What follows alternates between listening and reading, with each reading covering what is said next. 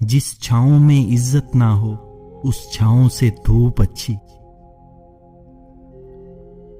ضرورت سے زیادہ اچھے بننے پر ضرورت سے زیادہ تذلیل ہوتی ہے۔ مجھے پتا ہے میرا کچھ مقام ضرور ہے، میرا اللہ کوئی چیز بھی بے مقصد نہیں بناتا۔ سب کچھ تو ٹوٹ جائے لیکن وہ مان نہ ٹوٹے جو کسی نے تم پر کیا ہو۔ درد تو وہ ہے جو کسی اور کو تکلیف میں دیکھ کر ہو، ذاتی اپنا درد تو جانور بھی محسوس کرتے ہیں۔ ہزاروں لوگوں میں صرف اس کو عزیز رکھو جو تمہارے نہ ہونے پر بھی تمہاری عزت کا خیال کرے۔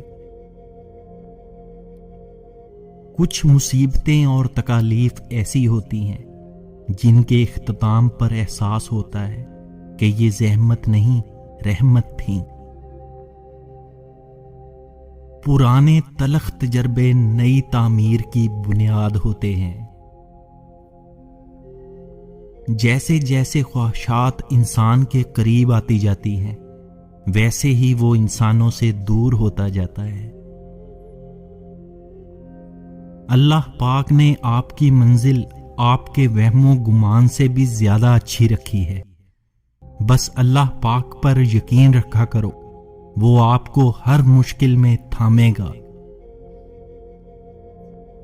ہمارے لیے یہ بڑی بدبختی کی بات ہے کہ ہمارے پاس بازاروں میں جانے کے لیے وقت ہے، لوگوں کے پاس بیٹھ کر بے وجہ وقت ضائع کرنے کا وقت ہے، لیکن خود کے پاس خود سے باتیں کرنے کا وقت نہیں۔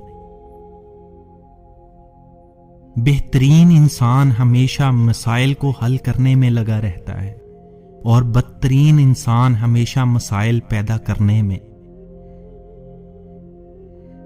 وقت کی بربادی کا سب سے بڑا سبب کسی کام کو شروع کر کے اسے بیچ میں چھوڑ دینا ہے۔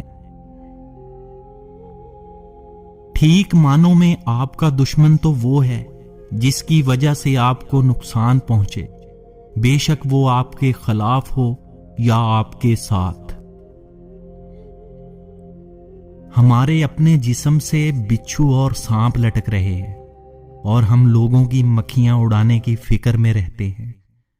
ہم خود کو درست کر لیں، لوگوں پر ہمارا یہی بہت بڑا احسان ہوگا۔ اپنی جان کسی پر قربان کر دینے کا مطلب محبت نہیں، بلکہ محبت تو یہ ہے کہ کوئی آپ کی وجہ سے خوش و خرم زندگی گزار رہا ہو۔